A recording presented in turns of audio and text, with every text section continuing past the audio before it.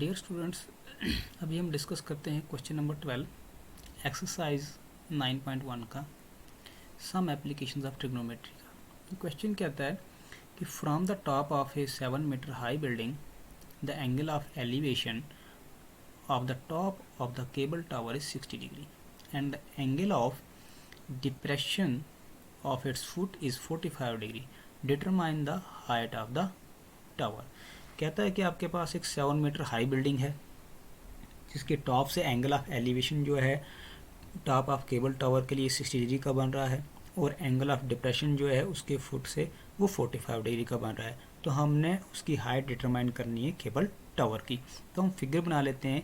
तो फिगर में क्या लिखते हैं कि सबसे पहले हम एक लाइन ले लेते हैं जो कि बिल्डिंग के नाम से होगी। जो बिल्डिंग होगी 7 मीटर होगी AB, ठीक है। दूसरी हम लाइन ले लेते हैं CD जो कि केबल टावर होगा, ठीक।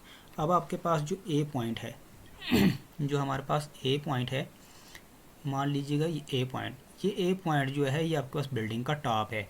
इस टॉप से केबल के टॉप के लिए जो एंगल बनेगा वो 60 डिग्री का बनेगा, that is angle of elevation, ठीक।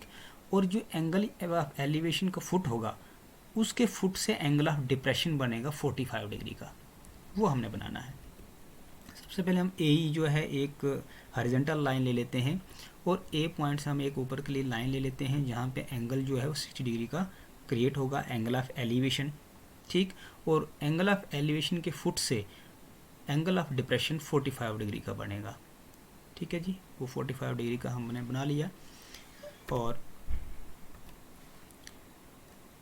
ये 45 डिग्री का एंगल हमने बना लिया और ये 60 डिग्री का एंगल हमने बना लिया, ठीक है। और ये भी आपके पास 45 डिग्री का एंगल होगा क्योंकि आपके पास ये Z की शेप में एंगल बन रहा है तो ये अल्टरनेट एंगल आएगा।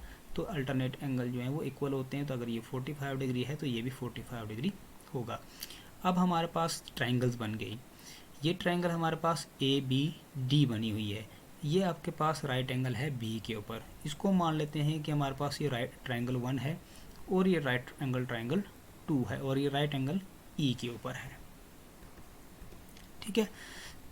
अब हम क्या करते हैं, सबसे पहले ये वाले ट्राइंगल लेते हैं ABD, ठीक। ABD ट्राइंगल लेते हैं, इसका परपेंडिकुलर की वैल्यू है, हम इसकी बेस की वैल्यू निकालते हैं, ठीक है। तो सबसे पहले हम ट्राइंगल लेंगे कौन सी, इन ट्राइंगल ABD हम ट्राइंगल लेते हैं, उसमें हम रेशो डालते हैं कौन सा, परपेंडिकुलर अपॉन बेस का। परपेंडिकुलर अपॉन बेस क्यों, क्योंकि परपेंडिकुलर की वैल्यू हमारे पास दे रखी हुई है, हमने बेस की निकालनी है। तो ये आपके पास 10 का रेशो होगा, तो 10 का रेशो हमने डालना है। तो एंगल आपके पास 45 डिग्री है, तो थीटा मतलब 45 हो, तो tan 45 डिग्री। तो हम क्या रेशो लिखेंगे, हम लिखेंगे AB upon BD is equal to tan 45 degree. तो आपको पता है कि tan 45 डिग्री की वैल्यू कितनी होती है, 1 के बराबर होती है। और AB की वैल्यू हमारे पास कितनी है, AB की वैल्यू हमारे पास 7 मीटर है, तो हम 7 मीटर यहाँ पे AB की वैल्यू पुट कर देंगे और tan 45 डिग्री की वैल्यू 1 पुट कर देंगे।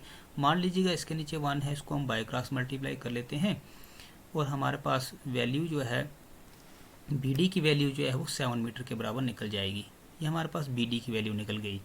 अब हम ट्राइंगल 2 लेते हैं, जो इसको हमने नंबर 2 दिया हुआ है, इस ट्राइंगल को लेते हैं जो राइट एंगल E के ऊपर है, ठीक है।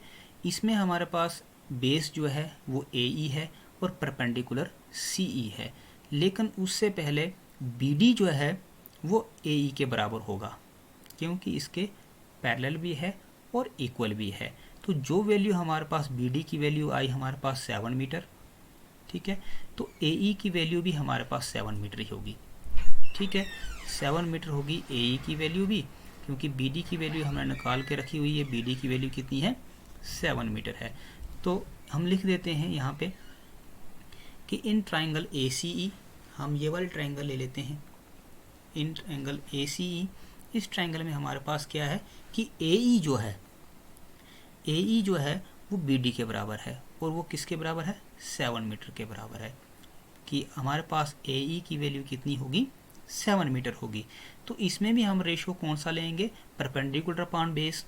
परपेंडिकुलर हमारे पास CE के बराबर है, बेस हमारे पास AE के बराबर है, तो यही रेशो हम इसका इस्तेमाल करेंगे जो कि tan के बराबर है। तो tan 60 डिग्री, क्योंकि एंगल जो है हमारे पास वो 60 डिग्री के बराबर है, तो tan 60 डिग्री के बराबर लेंगे हम। तो हमारे पास आ जाएगा CE upon AE is equal to tan 60 degree. अब tan 60 डिग्री की वैल्यू हमारे पास √3 होती है, वही हम पुट करेंगे। CE की जगह CE की वैल्यू तो हमें निकालनी है, और AE की जगह हम क्या लिखेंगे, 7 मीटर लिखेंगे। तो हम लिखेंगे CE upon 7 is equal to √3। तो इसको हम बाई क्रॉस मल्टीप्लाई कर लेते हैं। मान लीजिएगा हमारे पास √3 के नीचे 1 है, बाई क्रॉस मल्टीप्लाई कर देंगे तो CE की वैल्यू हमारे पास किसके बराबर निकलेगी, 7 √3 मीटर के बराबर। CE की वैल्यू निकल गई। अब हमने निकालनी है CD की वैल्यू, क्योंकि CD जो है वो हाइट ऑफ टावर है, तो CD की वैल्यू हमें निकालनी है। तो CD की वैल्यू निकालने के लिए हमें क्या करना पड़ेगा CD की वैल्यू को निकालने के लिए हमें CE और ED को ऐड करना पड़ेगा, क्योंकि CD जो है वो दो हिस्सों में जुटा है, एक तो आपके पास CE है, दूसरा आपके पास ED है। तो हमने लिख दिया कि CD जो होगा वो CE प्लस ED के बराबर है।